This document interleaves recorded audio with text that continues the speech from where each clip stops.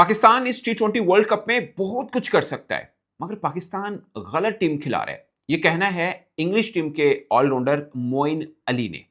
उन्होंने कहा है कि पाकिस्तान की टीम प्रेडिक्ट किया कि पाकिस्तान टीम बड़ी अच्छी रिदम में है और फिट टीम है, मगर कॉम्बिनेशन जो खिलाया जा रहा है ना वो गलत है। बहुत से लोग समझते हैं कि पाकिस्तान की बॉलिंग बहुत तगड़ी है, बैटिंग वीक है, मगर मोइन अली का ये कहना है कि थोड़ी सी चेंज, यानी जो 15 रुकनी स्क्वाड वर्ल्ड कप का श्रीलंका में मौजूद है, उसमें थोड़ी-सी 2-3 चेंजेस कर दी जाएँ बैटिंग में, तो पाकिस्तान की टीम बैटिंग पर्सपेक्टिव में भी बहुत तगड़ी हो सकती है। उनका एक लेटेस्ट इंटरव्यू कल आया है, उस पर उन्होंने पाकिस्तान टीम पे कमेंट किया और उन्होंने बड़े ऑप्टिमिस्टिक नज़र आए हैं पाकिस्तानी टीम के पर्सपेक्टिव। उन्होंने बोला कि पाकिस्तान की टीम इस वर्ल्ड कप में बहुत कुछ अचीव कर सकती है, क्योंकि एक अच्छे मोमेंटम में है, बॉलिंग बहुत तगड़ी है और जो लोग ये समझते हैं कि पाकिस्तान बैटिंग वीक है, वो गलत समझते हैं, क्योंकि असल में पाकिस्तान की बैटिंग वीक नहीं है। पाकिस्तान जो बैटिंग खिला रहा है, जो कॉम्बिनेशन बनाया हुआ है, वो गलत है। और मोइन अली के ख्याल में उन्होंने एक प्लेइंग 11 बताई है पाकिस्तान की।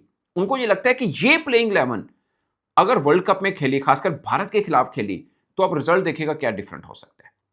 अब मोइन अली की प्लेइंग 11 क्या है और उसकी रीजन क्या है, वो मैं आपको बताऊंगा। उन्होंने टॉप 3 तो नहीं छेड़े। उन्होंने बोला कि साइम, साफजदा फरहान और सलमान अली आगा, ये टॉप 3 पे बिल्कुल ठीक है। मगर चौथे नंबर पे उनको मसला है बाबर आजम जब आते हैं। उन्होंने बोला बाबर आजम को नहीं होना चाहिए पाकिस्तान के प्लेइंग 11 में, बाबर आजम की जगह पे फखर जमान खेलने चाहिए। मोइन अली का ये कहना है कि फ़खर ज़मान बाबर आज़म की जगह बनते हैं। आपको सलमान अली आगा की कल की प्रेस कॉन्फ्रेंस याद होगी। उन्होंने बोला कि बाबर आज़म ने आखिरी 3 इनिंग में 2 एक 50 कर दी, एक 40 ऑड रन हैं, तो अच्छे हैं, हमें जो चाहिए वो बाबर आज़म से मिल रहा है। ये सलमान अली आगा ने कहा है। मगर मोइन अली जो इंग्लिश टीम के ऑलराउंडर हैं और एक बड़े ऑलराउंडर हैं, बल्लेबाज़, बॉलिंग दोनों ठीक थी। वो ये कहते हैं कि बाबर आज़म की जगह पे अगर फ़खर ज़मान आ जाए तो बेहतर होगा। लेकिन यहाँ पे बात खत्म नहीं होती, पूरा प्लेइंग 11 सुन लें मोइन अली ने जो कहा है। बाबर आजम की जगह पे फ़खर ज़मान, फिर आते हैं उस्मान खान हमारी जो प्लेइंग 11 में। उनका ये मानना है कि उस्मान खान की जगह पे ख्वाजा नाफे आ जाएँ। ख्वाजा नाफे को वो कह रहे हैं कि he is a wonderful batter. Moeen Ali कह रहे हैं, कहते हैं ये बहुत अच्छा बैट्समैन है, इसको बाहर नहीं बिठाना, इसको प्लेइंग 11 में डालना है। तो ये 5 बैट्समैन हो गए। छठे नंबर पे वो चाह रहे हैं कि नवाज़ आए। अभी कंप्लीट नहीं हुआ, मैं आपको पूरा बताऊँगा। इसमें नवाज़ की जगह भी एक खाली छोड़ी है उन्होंने, वो क्या मैं बाद में बताऊँगा। मगर फिलवक़्त नवाज़, फिर शादाब खान, फिर नवाज़, 7वें पे नवाज़, 8वें पे फ़हीम अशरफ।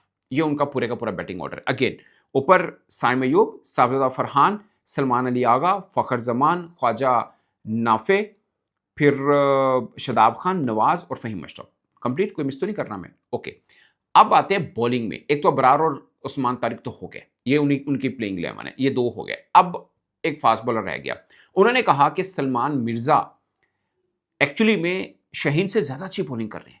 ये मोइन अली ने कहा। कहते हैं कि सलमान मिर्ज़ा शाहीन शाह अफरीदी से ज़्यादा बेहतर बॉलिंग कर रहे हैं, बट आप इंडिया के साथ खेल रहे हैं, तो वो दबाव सहने के लिए आप सलमान मिर्ज़ा का गैम्बल मत करें, आप शाहीन के साथ जाएँ।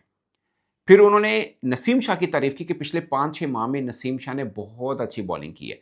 मगर वो इंडिया के खिलाफ लेफ्ट हैंडर बॉलर चाह रहे हैं कि यार लेफ्ट हैंडर 2 ही ऑप्शन है, सलमान मिर्ज़ा या शाहीन। तो उनको लगता है कि शाहीन बेहतर रहेंगे, क्योंकि सीनियर क्रिकेटर हैं, दबाव में बॉलिंग कर चुके हैं, तो वो ज़्यादा बेहतर हो सकते हैं। अब बात है, मैं जब नवाज़ वाली आपको बात की थी, अब नवाज़ वाले पर्सपेक्टिव में आते हैं। नवाज़ में उन्होंने ये कहा कि अगर पेसर के लिए थोड़ी-सी जान है विकेट में, फिर नवाज़ को आप बिठा सकते हैं और नसीम को लेके आ सकते हैं। ये मोइन अली का प्लेइंग 11 है, पूरा 11 मैं आपको बताता हूँ। यानी साइम अयूब, साफज़दा फरहान, सलमान अली आगा की उन्होंने बड़ी तारीफ़ की, कहते हैं वन डाउन में सलमान अली आगा ही होने चाहिए, कोई और नहीं होना चाहिए। ये बेस्ट कॉम्बिनेशन है, ठीक है। 3, चौथे पे फ़खर ज़मान, 5वें पे ख्वाजा नाफ़े, छठे पे शादाब खान, 7वें पे फ़हीम अशरफ। अब ये 7 हो गए फ़हीम अशरफ, ठीक है। 8वें पे शाहीन शाह अफरीदी आएँगे। अब इनका जो कॉम्बिनेशन प्लेइंग 11 का बना हुआ है ना, उस कॉम्बिनेशन के अंदर 8वें पे ऑलराउंडर नहीं है। अदरवाइज़ माइक हैसन जो बनाते हैं उनके 8वें पे ऑलराउंडर है। इंडिया की टीम देखें 8वें पे ऑलराउंडर है, मगर मोइन अली के कॉम्बिनेशन में 8वें पे ऑलराउंडर नहीं है, 7वें पे फ़हीम अशरफ है, 8वें में शाहीन शाह अफरीदी है, 9वें में नसीम शाह है, 10वें में अबरार है और 11वें में उस्मान तारिक है। ये उनका पूरे का पूरा प्लेइंग 11 बनता है। इन केस अगर पेसर के लिए थोड़ा है, अगर पेसर के लिए थोड़ा नहीं है, तो फिर नवाज़ को इन करें और नसीम या शाहीन में से किसी एक को बाहर। बट मेरा मानना है पाकिस्तान को नवाज़ को आउट करके और नसीम शाह को डालना चाहिए। मुझे भी ये लगता है और मोइन अली साहब को भी ये लगता है। ये इसलिए दोस्तों, देखिए आप हर बंदा ना स्पिनर्स के पीछे लगाओ, spinner, spinner, spinner. No, Sri Lanka में स्पिनर को स्पॉट मिलती है, बट आप पेसर्स कैसे रूल आउट कर सकते हैं? मैं आपको एक छोटी-सी एक सिनेरियो देता हूँ। जब टॉस है ना, कोई भी हार जीत सकता है। अगर पाकिस्तान आखिरी 4 ओवर में 50 रन बचाने हों, फ़र्ज़ किया, मतलब ये एक बड़ी आइडियल सिचुएशन है बॉलर के लिए कि बचा लेने चाहिए इतने में, ठीक है ना? फ़र्ज़ किया बचाने हों, बट आपके पास मेन फ़ास्ट बॉलर एक ही हो, यानी आप नवाज़ को भी खिला रहे हैं, शादाब को भी खिला रहे हैं, उस्मान तारिक, अबरार सब खेल रहे हैं। तो मेन पेसर तो एक ही रहा ना, प्लस फ़हीम अशरफ। फ़हीम अशरफ नई बॉल से ठीक है, बट नीचे अगर रन बचाने हैं तो गलत है ना कि आप उनको, उनके पास एक ही है, स्लो वन करते हैं, वो पकड़ा गया तो मतलब इंडिया बेटर देयर गुड, और फ़हीम को बहुत बार खेला हुआ है। अगरचे एशिया कप के फाइनल में फ़हीम ने बड़ी अच्छी बॉलिंग भी की है। बट पॉइंट ये है कि एक पेसर होगा, वो चाहे नसीम हो या शहीन हो, फ़र्ज़ किया अगर नवाज़ खेल रहे हैं, तो आप 4 ओवर में 50 रन भी नहीं बचा पाएँगे। बहुत मुश्किल रहेगा। हालाँकि बहुत ज़्यादा रन होते हैं 4 ओवर में, 24 बॉलों पे 50, बट वो बचाने मुश्किल पड़ जाएँगे। अब सोचिए ऐसा सिनेरियो जिसमें नसीम भी हों, शहीन भी हों, प्लस फ़हीम अशरफ का 1 ओवर भी आप डाल लें। तो इसमें चांस बनता है कि आपके पास रेगुलर फ़ास्ट बॉलर हैं जिन्होंने आखिरी 4 ओवर करने हैं, तो चांस बन जाएगा। सो आप स्पिनर्स को नो डाउट 7वें ओवर से लेकर 15-16 ओवर तक स्पिनर्स का बहुत ख़ास रोल है। इंडिया ने भी अमेरिका के खिलाफ इस टाइम पीरियड के बीच में ना ख़ासकर 7-8 ओवर तक ठीक खेले थे, फिर 8 से तकरीबन 13-14 ओवर तक वो बड़े ठंडे खेले थे। सो पाकिस्तान का तो 7 से 15 तक ठंडा पीरियड चलता है। बट इंडिया क्या कर रहा है? इंडिया 3 स्पिनर्स खिलाएगा ना, कुलदीप खेलेगा, वरुण खेलेगा, अक्षर पटेल खेलेगा, मेरा ख़्याल है। वैसे अभिषेक शर्मा भी खेल रहे हैं। सो उनका ये कॉम्बिनेशन बनता है। तो आप अगर 5 स्पिनर खिलाएँगे तो ओवर तो मतलब पाँचों फिर फ़ास्ट बॉलर मतलब पाँचों स्पिनर 4-4 ओवर तो नहीं करेंगे। अंडर यूज़ होगा कोई ना कोई स्पिनर।